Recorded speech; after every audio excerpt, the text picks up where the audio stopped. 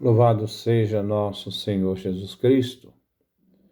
Nós vamos dar continuidade ao nosso comentário, a segunda carta de São Paulo aos Coríntios, nosso 19º encontro. Trabalhar 2 Coríntios, capítulo 11, do versículo 1 a 15, fidelidade ao único Senhor. Ouçamos então a leitura do texto que nós vamos refletir. 11, capítulo 1, ao versículo de 1. Capítulo 11, do versículo 1 ao versículo 15. Oxalá aguentasseis uma pequena loucura minha. Sei que me aguentais. Tenho ciúmes de vós, ciúmes de Deus, pois vos prometi ao único marido, para apresentar-vos a Cristo como virgem intacta. Eu receio que, assim como a serpente seduziu Eva com astúcia, vosso modo de pensar se vicie, abandonando a sinceridade e a fidelidade a Cristo.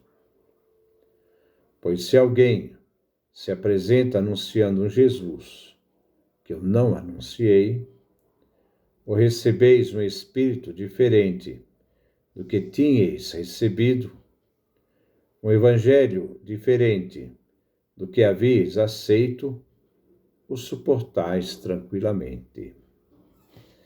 Penso não ser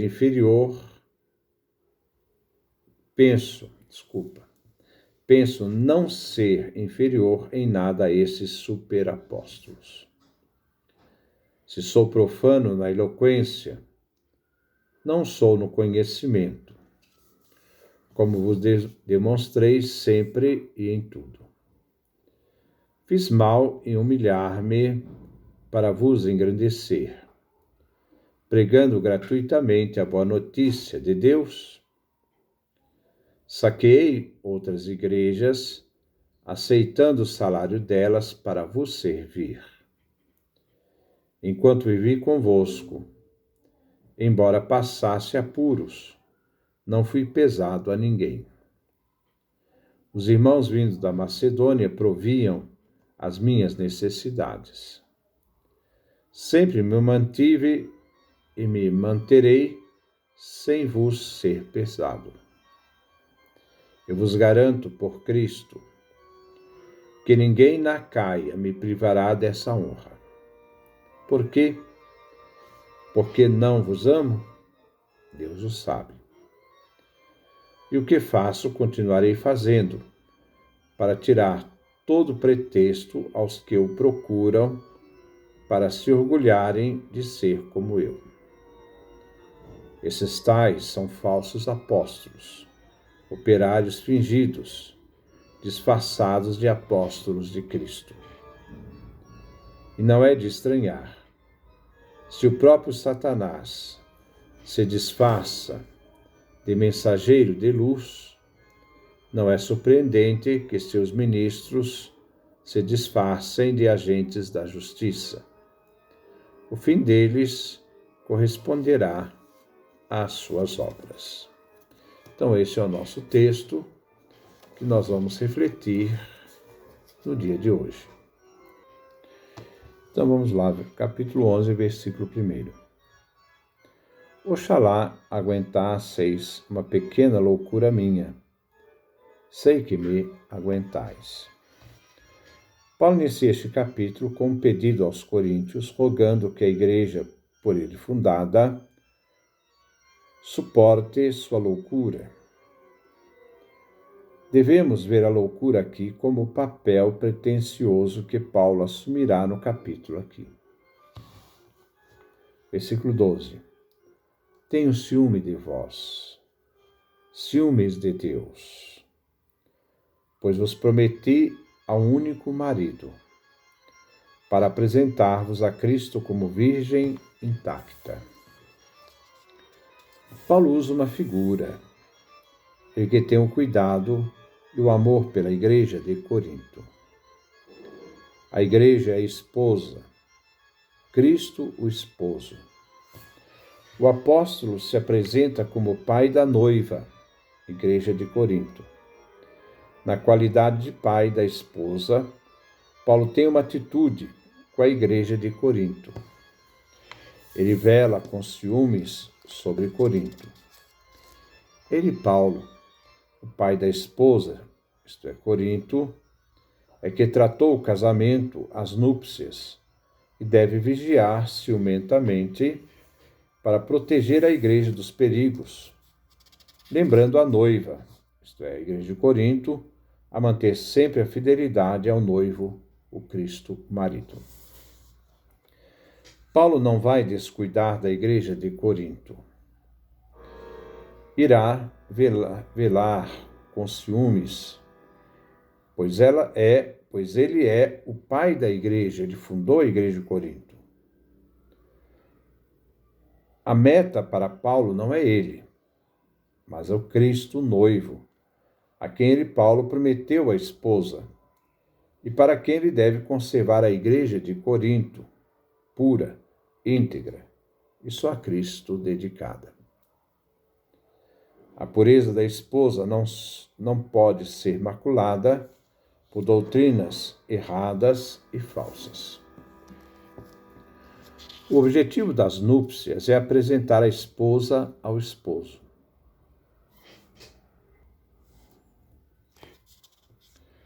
Naquele tempo, a esposa, no caso aqui a igreja, era levada pelo pai, isto é, Paulo, à casa do esposo, Cristo Jesus, para que ela seja apresentada, isto é, ele quer apresentar a igreja a Cristo, quer apresentar a esposa ao esposo.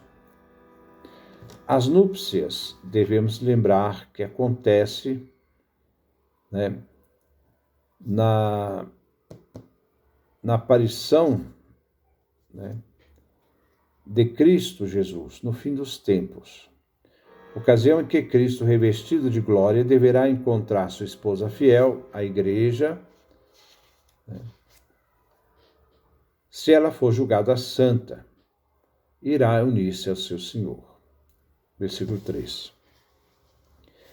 Eu receio que assim, como a serpente seduziu Eva com astúcia, vosso modo de pensar se vicie, abandonando a sinceridade e a fidelidade a Cristo. Como o pai vela a filha, para que não caia nas mãos de um sedutor, Paulo cuida da igreja de Corinto. Paulo argumenta com a história da sedução de Eva pela serpente, Gênesis 3. Ele receia que exemplo de Eva, que desobedeceu e deu ouvidos às palavras enganadoras da serpente sedutora, possa deixar-se enganar. E assim a igreja de Corinto seja desencaminhada por um sedutor, fazendo com que ela esqueça sua entrega total ao seu esposo, Cristo Jesus. Essa situação aconteceria se a igreja, desprezando as fontes límpidas do Evangelho, anunciado por Paulo, permitisse que a levassem, isto é, que ela pudesse receber doutrinas de intrusos, adversários de Paulo, serpente. Versículo 4. Pois se alguém se apresenta anunciando um Jesus que eu não anunciei, ou recebeis um espírito diferente do que tinhais recebido, um evangelho diferente do que haveis aceitado, o suportais tranquilamente. Existe um grande perigo de que a igreja de Corinto se deixe seduzir como Eva, visto que o povo da igreja da cidade de Corinto aceita outros mestres e ensinos. Aqueles que querem seduzir a igreja de Corinto trazem doutrinas triplamente perigosas. Doutrinas perigosas.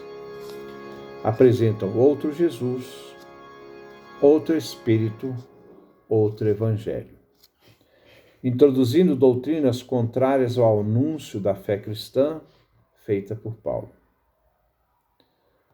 Primeiro, esses opositores de Paulo anunciam outro Jesus.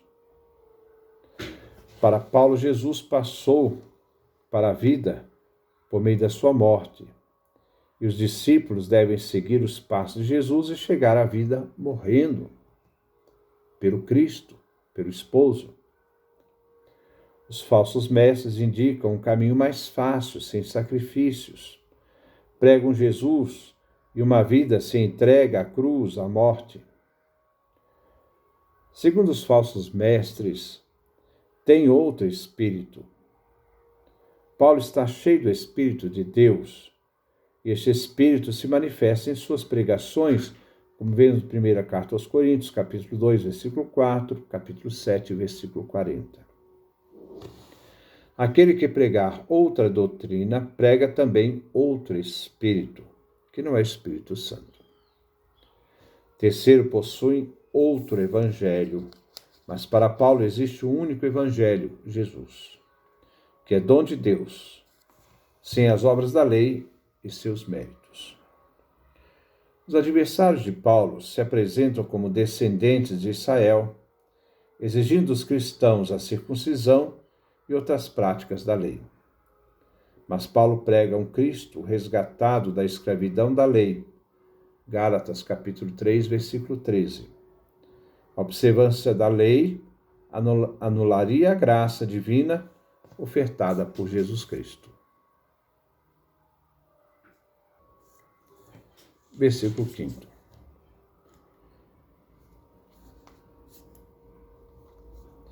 Penso não ser inferior em nada a esses superapóstolos. Os falsos mestres são denominados aqui superapóstolos, agindo como se tudo fossem superiores. Agindo como se a tudo eles fossem superiores. Paulo aqui quer ironizar suas pretensões. Para Paulo, os apóstolos são os 12, em primeiro lugar, mensageiros do Evangelho. Paulo quer se lançar, opondo-se a estes super apóstolos, que são falsos,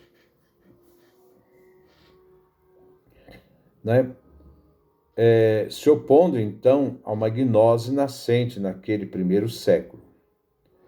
A doutrina da gnose destrói o Evangelho. É uma ameaça à doutrina sobre Cristo como Filho de Deus, o único Salvador da humanidade. Versículo 6. Se sou profano na eloquência, não sou no conhecimento, como vos demonstrei sempre e em tudo. Paulo tem consciência de que ele é imperito e que sua imperfeição é retórica, ciência profana, mas que ele é portador de uma ciência profunda. A ciência é um dom gratuito de Deus e que forma a ciência do Evangelho. O essencial no anúncio evangélico não é a eloquência, a retórica, a filosofia, mas o importante é o conteúdo do anúncio evangélico. Sendo deste modo, Paulo não é de nenhuma forma inferior aos falsos mestres, peritos em retóricas, mas imperfeitos no Evangelho, pois introduz elementos novos do Evangelho de Cristo Jesus. O Evangelho é a boa nova do Pai. Versículo 7. Fiz mal em humilhar-me para vos engrandecer, pregando gratuitamente a boa notícia, o Evangelho de Deus. Desculpa, é uma pergunta aqui. Desculpa. Fiz mal em humilhar-me para vos engrandecer, pregando gratuitamente a boa notícia, o Evangelho de Deus? Os falsos mestres, adversários de Paulo, se julgavam superiores, pelo fato de Paulo ganhar seu sustento com trabalho manual, enquanto eles eram mantidos pela comunidade. Paulo era um apóstolo diferenciado dos outros porque ele se mantinha com trabalho. O ofício de fabricantes de tendas na época, na antiguidade, era uma humilhação, pois o trabalho manual era trabalho de escravo. E Paulo, como apóstolo e operário, pesava sua vida, exigindo esforço sobre-humano, a ponto dele sofrer privações e pobreza, e além de tudo, desprezo. Primeira carta aos Coríntios, capítulo 4, do versículo 11 a 12. Mas o apóstolo suporta essa humilhação para não sobrecarregar os coríntios. Paulo agiu assim a fim de engrandecer os coríntios, enquanto ele se fazia pobre e humilde. Versículo 8. Saquei outras igrejas, aceitando o salário delas, para vos servir.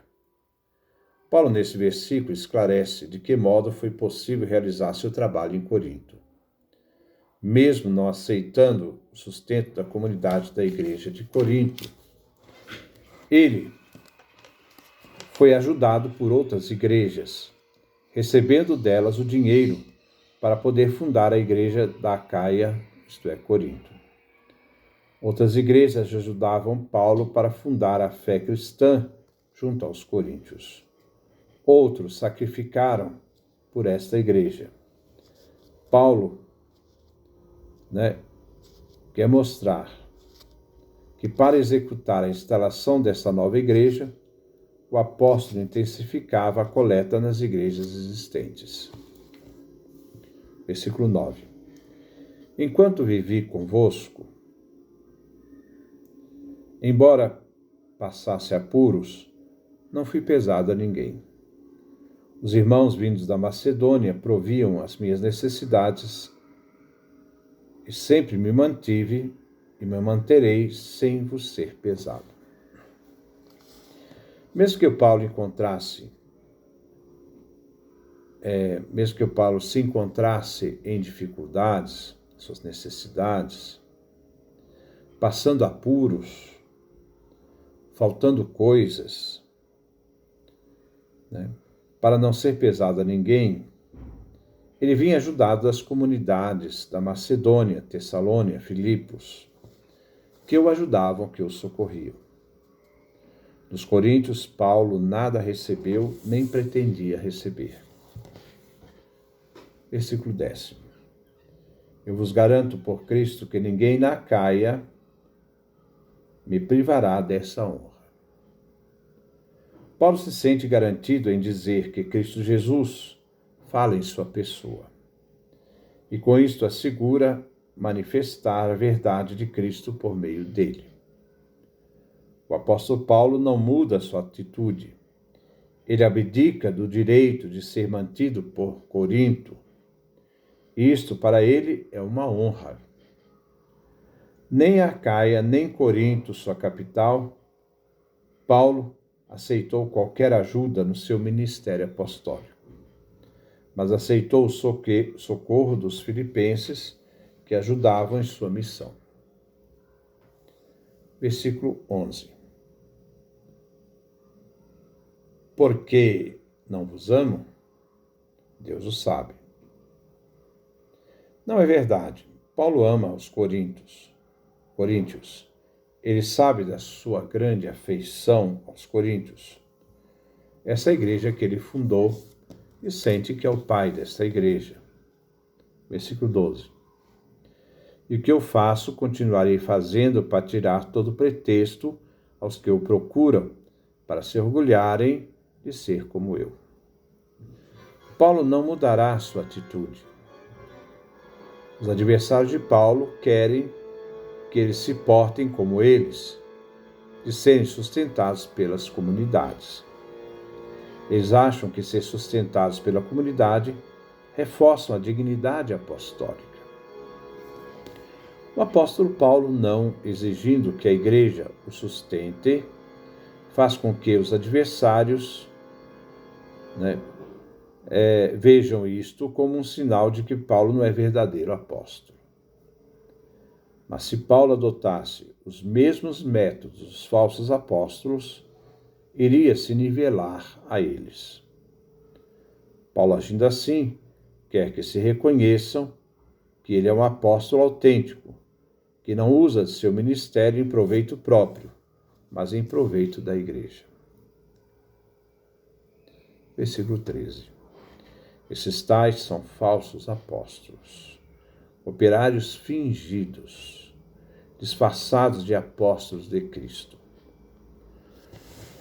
Os falsos apóstolos atribuem para si honra e direitos apostólicos e que não deveriam ter. Eles não podem incluir-se entre os 12, mas querem atribuir para si um direito apostólico que eles não têm. Eles usurparam a missão de apóstolo. São impostores, não podem ser missionários do Evangelho.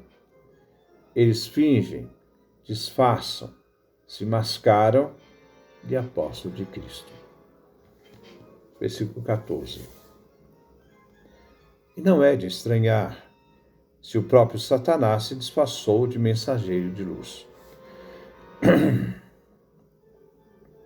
Agora, Paulo apóstolo explica como Satanás, inimigo de Cristo Jesus, age. Satanás, como esses falsos apóstolos, usam de disfarce e se mascaram de anjo de luz. Ele, Satanás, mentiroso, quer enganar, se disfarçando em anjo de luz. Paulo então faz uma analogia dos falsos apóstolos com Satanás. Versículo 15. Não é surpreendente que seus ministros se disfarcem de agentes da justiça. O fim deles corresponderá às suas obras. Os falsos apóstolos são instrumentos e embaixadores ministros de Satanás, o espírito das trevas. Segundo Paulo, ele trama, perturba sempre e por todos os meios quer destruir, desacreditar na missão apostólica de Paulo. Paulo encerra com uma ameaça de julgamento, o juízo de Deus, para com aqueles que se tornaram ministros de Satanás, que se disfarçam em anjo de luz, mas são das trevas. Então, esse é o comentário que nós fizemos a esta carta, segunda carta de São Paulo aos Coríntios, desse capítulo 11, do versículo de 1 a 15.